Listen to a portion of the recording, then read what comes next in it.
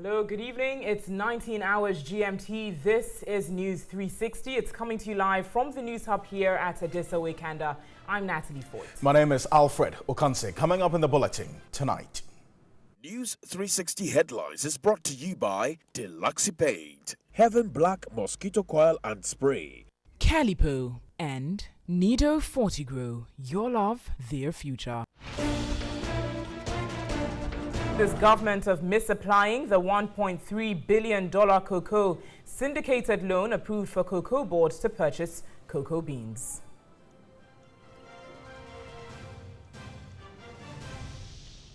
Also, Council for Scientific and Industrial Research staff demand immediate halt to sale of CSIR lands at Pokwasi.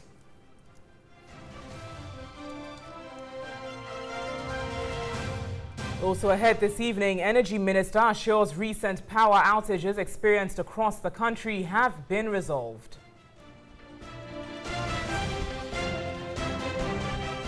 And in business tonight, Monetary Policy Committee of the Bank of Ghana maintains policy rate at 17%.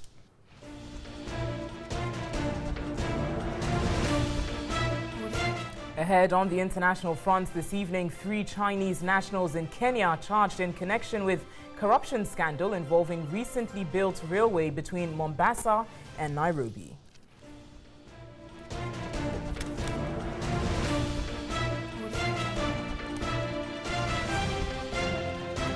Details of these stories and much more news coming to you live here on News 360. As always, the bulletin is live all across the world on our websites, 3news.com and TV3 Ghana on Facebook.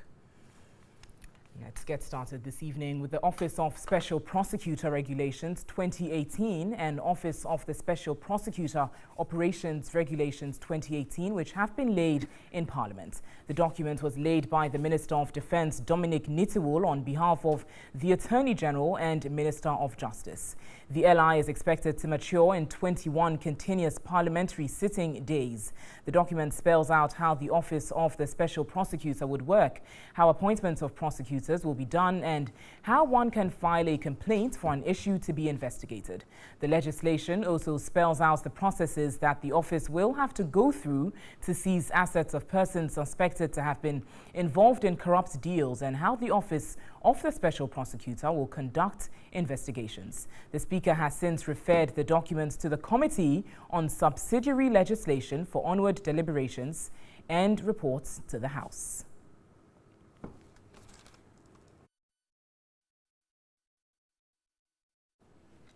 Now, some aggrieved staff of the Council for Scientific and Industrial Research, or CSIR, Monday picketed in front of the Ministry of Environment, Science and Innovation to demand immediate halt to the sale of the CSIR lands at Pokwasi. Minister of Science, Environment, Technology and Innovation, Professor Frimpong Boateng, promised to immediately deploy the Ghana Police Service to protect the lands. The aggrieved staff complained about the sale of CSIR lands at the Pokwasi and other areas across the country. Portions of the Pokwasi lands, according to the workers, have been used for buildings and other activities. This, they explained, has affected their research and academic work for PhD students of the institute. They have called on the Minister of Science, Environment, Technology and Innovation to end the sale of lands. The president of the Research Staff Association, Dr. Emmanuel Bequin, asked the Minister, Professor Frimpong Boateng, to act fast. West Municipal Chief Executive, Mr. Clement Wilkinson, under the pretext of constructing affordable housing units, has pretended over the destruction of large acreage of land meant for research purposes, including PhD students' trials.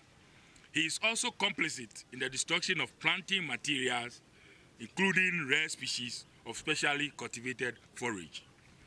The Gawes Municipal Chief Executive and his assigns have also been using land gas to intimidate workers at the Pokwasi Research Station. The Minister, Professor Frimpong Boateng, assured to deploy the Ghana Police Service to resolve the problem. We will take action.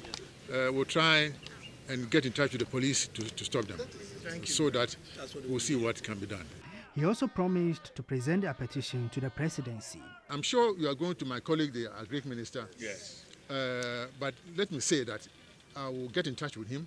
We'll put our heads together, together with the Minister for Local Government, and I'm sure that the government will take appropriate action so that you conduct your research in peace for the good of Ghana. Later, the workers presented another petition to the Ministry of Food and Agriculture. On some other news, the produce buying company PBC has not been able to pay for close to 16,000 bags of cocoa purchased from farmers in the Bogoso district of the Pristiahuni Valley municipality in the Western region. 49 marketing clerks from 50 cocoa communities in Bogoso who collected the cocoa beans for PBC have been chased out of their homes by farmers over the issue. Irama Smith has more in the following report. The 2018-2019 cocoa season began in October with the Cocoa Board providing 1.3 billion Ghana cedis seed funding for local licensed buying companies, LBCs. The amount was to enable them purchase beans. But farmers at Bogoso in the Pristiahuni Valley municipality of the Western region have been left distressed because marketing clerks who buy cocoa are unable to pay back. Agui Noah is the marketing clerk for the produce buying company at Fante Abutariye and has been buying cocoa from farmers for the past 10 years. According to him, 2 weeks ago, he sent over 1,000 bags of cocoa to the Bogoso depot of PBC, but he is yet to receive payment. I've sent about 1,000 already, about 1,000, and they couldn't pay all. About 62 bags is still there, which they haven't paid for it, and then almost going to 500 bags also lying down here. He mentions his inability to pay the farmers has left many of them heavily distressed financially. When the news team visited his warehouse, over 500 bags of cocoa had been packed. The story is no different at Jabing, another community populated by cocoa farmers. The marketing clerk says he has also sent over 1,000 bags of cocoa to the PBC depot at Bogoso, but is yet to be paid. On seeing the marketing clerk for the community, the farmers thronged the warehouse anticipating good news. But they are disappointed.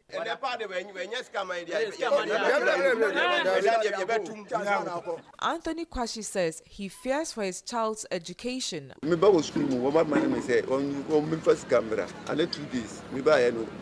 I received a call from my child in school asking for money. I have not been paid. So what can I do? At the Bogoso depot of the PBC, over 10 marketing clerks are seen seeking refuge from angry cocoa farmers in their various communities. Some of them have been here for close to a week. Depot keeper Emmanuel Kwame Nabwachi confirms that even though thousands of cocoa beans have been transported to the takeover point at the Takoradi port, PBC has not paid for them. For now, I believe we've purchased about 16,000 bags.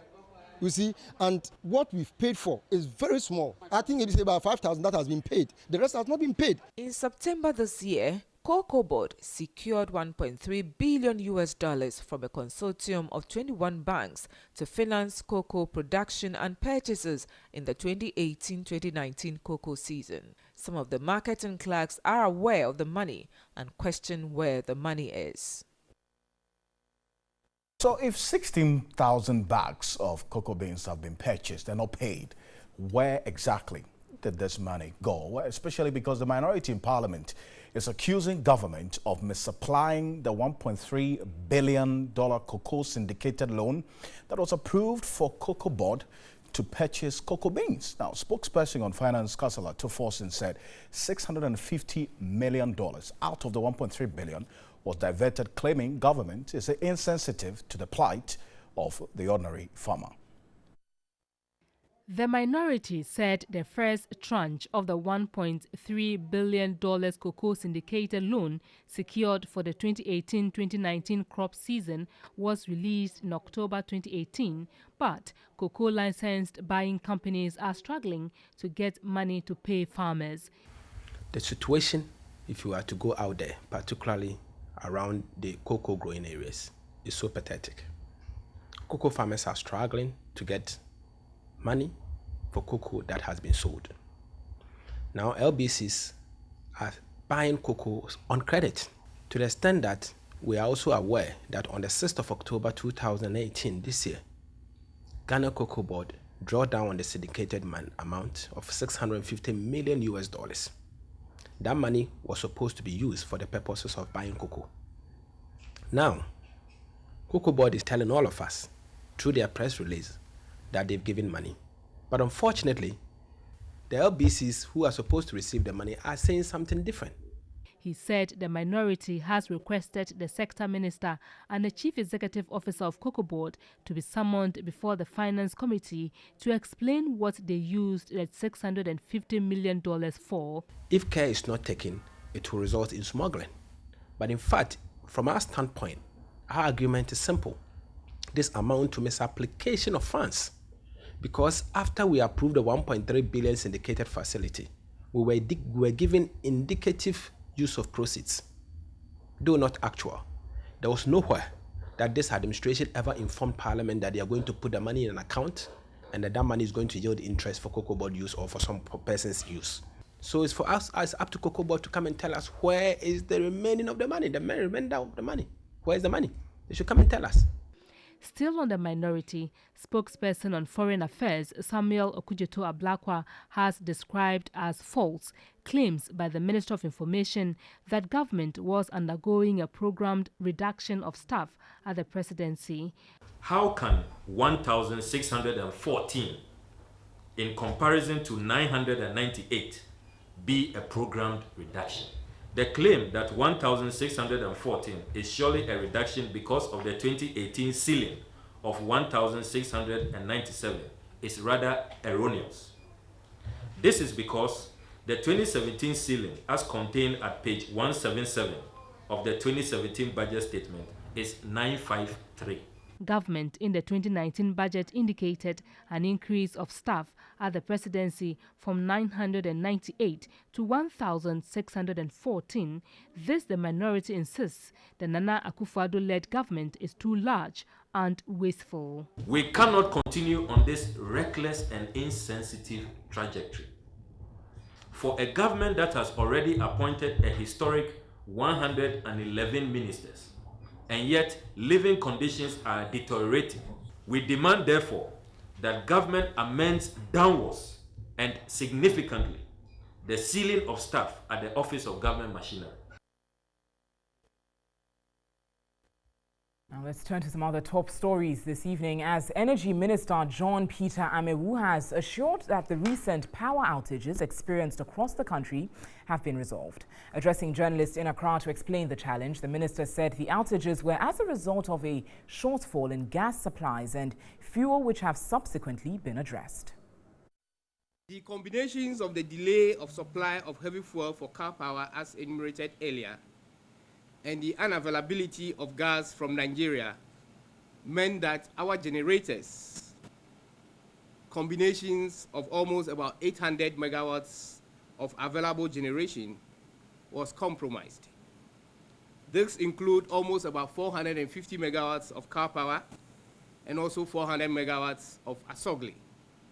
Car power, as we are aware, which I think most of you are aware, relies solely on heavy fuel oil.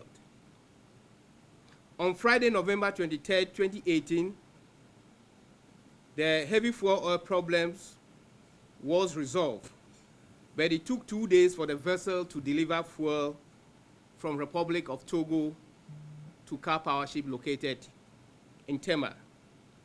Discharge into the power ships, which occurred within the past 2 days, is currently ramping up, and we expect a ramp up to lead to a power supply of about 430 megawatts.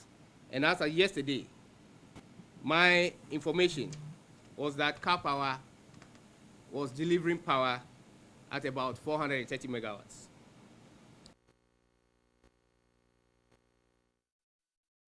Also, that's the energy minister. A certain level of reassurance there, but I've been joined in studio by a senior energy analyst with the energy think tank Institute for Energy Security, Megdad Mohammed. Megdad, thank you for joining us. But you say that the government is managing a bigger situation which may blow up in our faces in time if care is not taken? Well, yes. And it is a matter of fact only that we have a crisis being managed by people who are not technocrats, who are politicians, and they are doing the communicating. So all what we heard is about politics? It is simply politics. When you have ECG, which is in the red, just from January to June, they recorded a loss of 1.1 billion Ghana cedis. It is a matter of record. It is a matter of facts. And you won't tell the Ghanaian people about this fact. And it is projected that by the end of 2018, they are going to have about 2 billion Ghana cedi loss. And because of this, they are in the red with the IPPs because they are not, most of them are not, they are not meeting their obligations in terms of payment. So you say all things when they go, ECG is going to end the year with a debt of over 2 billion cedis? It is a factual. You can quote me anywhere with 2.2 billion Ghana cedis loss, because currently from January to June you have 1.1 billion, and it is because you see currently ECG is selling their power at 42 kilowatt cents per kilowatt per hour, but they are buying from the IPPs at about 59 cents per kilowatt per hour. That's about 17 exactly kilowatts. So if difference, if we don't manage this thing well, you know, we have had to deal with legacy debts, with accumulation of debts. You don't have to be paying old debts and then accumulating new ones. You have to make sure that you are managing the system sustainably. And when you say you have a situation at hand and you are addressing it as a technical problem, when it is a matter of supply and because you're not meeting your payment obligations. So in the end, for you, a matter of concern. It's beyond the technicalities or the technical fault. It's about money. Liquidity issues is where we have, because if ECG is said to owe Gridco about 967 million, and then government is said to also owe Car Power and APSA about $300 million. Yes. It's a the money invoices problem. have not been paid. I don't know whether it is because of this crisis. Government might have treated it with an urgency and cleared some of them. But it's a matter of record that there's a $300 million debt which is not paid. And it's like having a car, a taxi, which runs on, yes, which runs on gas and fuel, petrol. If you get to the middle of the road and you think that you have some fuel you have a fuel pipeline for petrol, and you have run out of gas, you can simply pump petrol. If you have the money to buy the petrol. So if you say that there's a low pressure in the power plant, what you are just saying is that if yesterday you were pouring about 1,000 cubic feet of gas in there, now you are pouring 600, which is making it impossible or difficult for the machine to pump it up and generate the power needed to share across. And this is not a rocket science. But what we are saying at IES is that sometimes it's important to put the truth to the Ghanaian people so they understand the nature of the problem. So when their lights go off, they know government informed them that this is the nature of the crisis, but we are solving it. Fantastic. And that's what we do, rather than playing creating a cock and bull story for the public. Medad, I want to say thank you as always. Medad Mohammed is a senior research analyst with the Institute of Energy Security, IS. Well, the minister makes us understand that out of the 2.8 billion debt, some 500 million has been paid. We are left with 2.3 billion. We'll see how it pans out. But on MTN video report tonight, concerned citizens report the RC Primary School, where pupils learn under trees at Enchi, Nyankoman, in the Western region.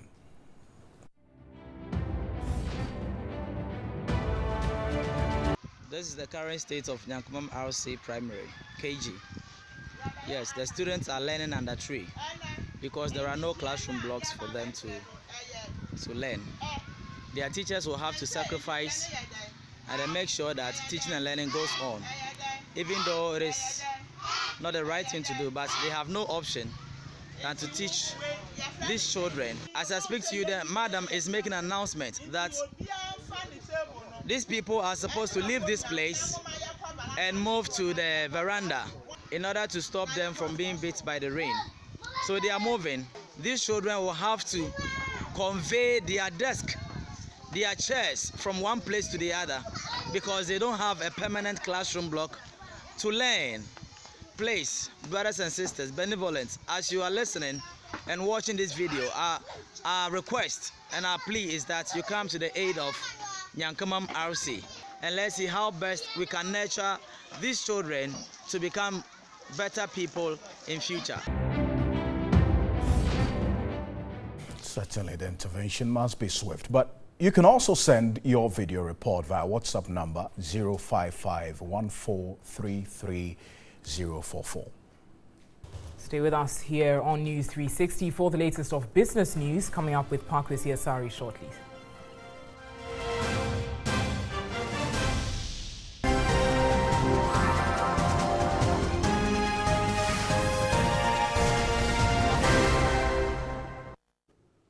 Hello, good evening and welcome to the very latest in the world of business. My name is Pa Kwesi Asari. Thanks very much for joining us. Let's begin with our very first story and happenings at the Central Bank. The Monetary Policy Committee of the Bank of Ghana has maintained its policy rate at 17%.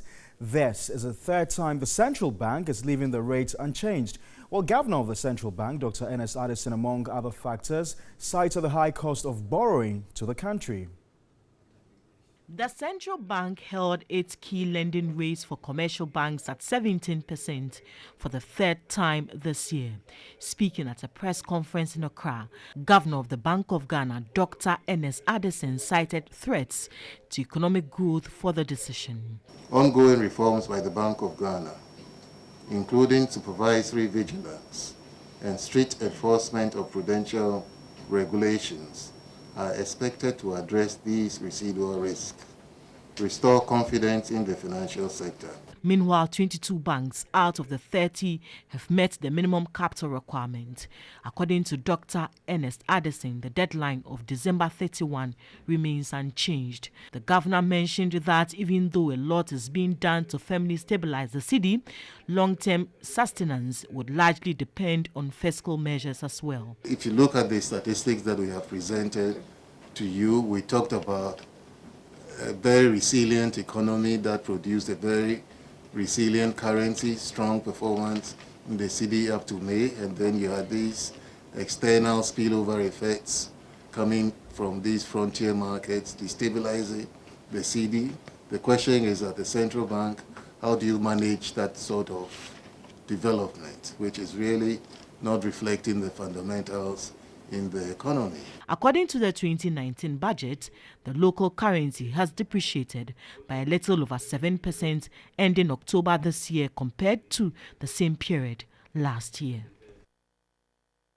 In other news, Director General of the Social Security and National Insurance Trust, SNIT, Dr. John Ofori-Tinkrah, says some of the trust bank's subsidiaries have not been able to pay dividends because they have used retained profits to recapitalize.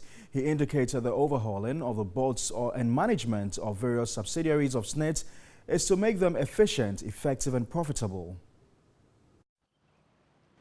Director General of the Social Security and National Insurance Trust, SNIT, Dr. John Ofori-Tinkrah, agreed there have been troubled companies under SNIT, some with legacy debts due to business downturns. Some have been involved in real estate ventures where the market has softened. In that sense, they are not. So we are hoping that the ones that are not able to pay us dividends, they'll be able to work out through a restructuring and be able to give us a handsome return when market conditions are right. But a lot of them have actually taken part of their earned income and use it to capitalize. So some of the banks haven't paid us dividends, but we understand where the money is going. On SNIT contributions and compliance, Dr. John Ofori-Tinkrah stated education and awareness was key to sustaining the pension scheme. Contributors will know what they have to do, employers should know what they have to do, and pensioners also know what to expect. We believe that if we demystify SNIT, if we open it up for people to know what we do and what the whole scheme is about, we wouldn't have to be relying on forced compliance, taking people to Saturday courts and so on. He said efficiency in managing the pension trust will help drive up voluntary compliance. If they see that their money that they give us yields the returns that we are seeing today, right, and they see it reflecting in their the payment of their pensions, either in the administration, that the pensions come like clockwork, they don't delay, and that when it comes to indexation, we are actually able to index such that the value of their pensions are maintained, their purchasing power is restored, then people would like to give us their money voluntarily. The SNIT pension scheme has a registered membership of about 1.5 million active contributors and 197,729 pensioners as at October 2018, who are paid a total of over 200 million cedis each month. Now, Guinness Ghana Breweries Limited, GGBL, has relaunched the ABC Golden Lager beer in Accra. The beer has a refreshing and satisfying taste with nutrients for its consumers. ABC Golden Lager beer is noted for its unique, refreshing taste. It was first launched about 45 years ago.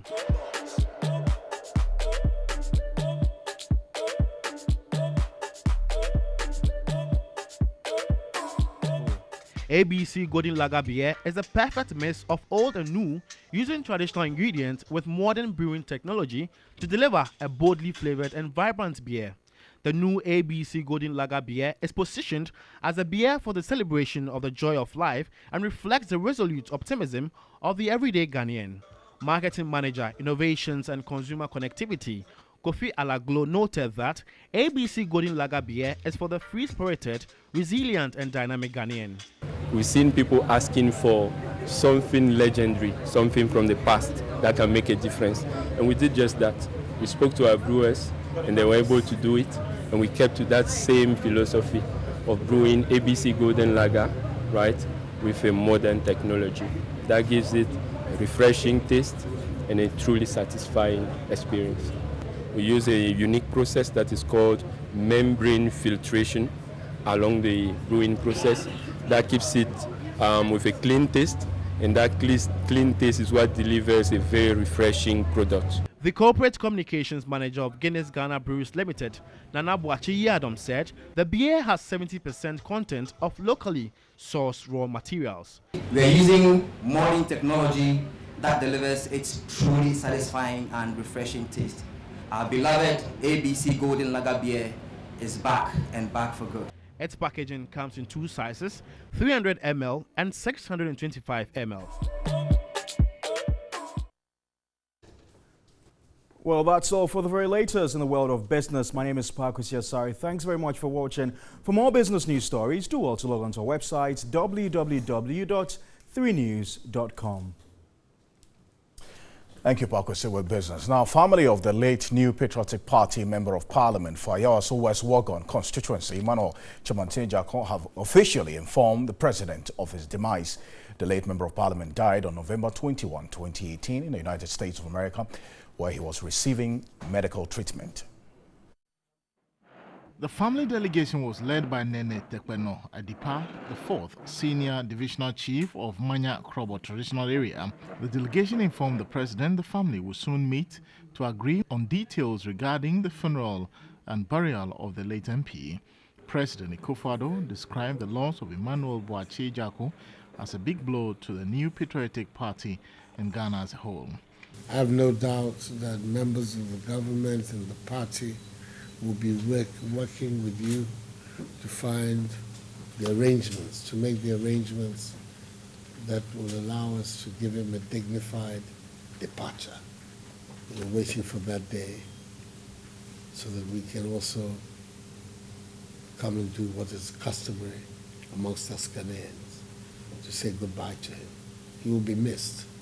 He was a worthy comrade, and he will be missed. Emmanuel Chimantin-Jakong once served as the Chief Executive Officer of the Food and Drugs Authority during the Kufuor-led administration spanning from 2001 to 2009. Chimantin-Jakong has been the MP for Ayawaso West Wuogon from 2012 after he replaced current Chief of Staff Fremont Parry as MP for the area. Let's all continue to rest in perfect peace. You're watching News 360. We've got the latest of sports news coming up with Thierry Nan shortly. Stay with us. All right, so good evening. It's now time for some entertainment and lifestyle news with me, Nana Quadrado. Now, GMB last night saw the hopes of winning the crown for the Central Regional Representative in the ongoing competition dashed as she was sent packing last night.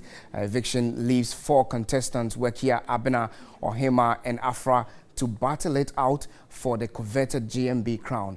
The grand finale of is slated on the December 9, 2018 at the National Theatre. We base our decision purely and solely on your votes. So Ashanti region is going to the finals. Ashanti region is going to the final. What informed the selection of the final 4 contestants? Talent, poise, articulation, confidence. Those are the things we're looking for. This person we're looking out for should have the height, should have the grace, should have command over English language, should understand the culture within which we live, and to be able to project the Ghanaian woman. Tewa, the Central Regional Representative, was axed out of the competition. However, she's keen on embarking on her projects to help save preterm babies. I'm going to target how to help preterm babies survive. I'm going to provide hospitals with incubators. I'm going to educate pregnant women on how best they can attend antenatal, because you see, preterm delivery sometimes is as a result of medical issues.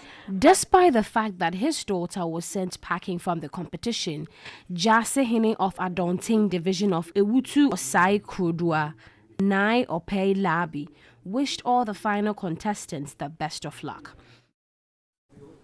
All right, so the question is, who wears the prestigious GMB crown for the year 2018?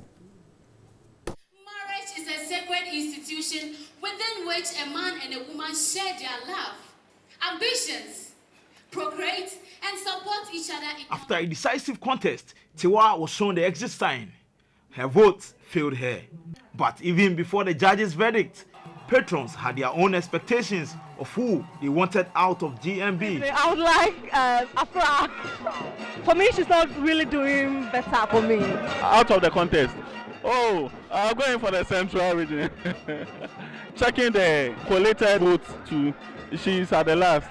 Evicted. I would go for Tewa or Afram, one of them. To the die-hard fans of Abena, Ohima is a major threat, and if they had their way, they would kick her out. I think Ohima should go, because she's the only person I would consider a threat in terms of anything, so she should just go.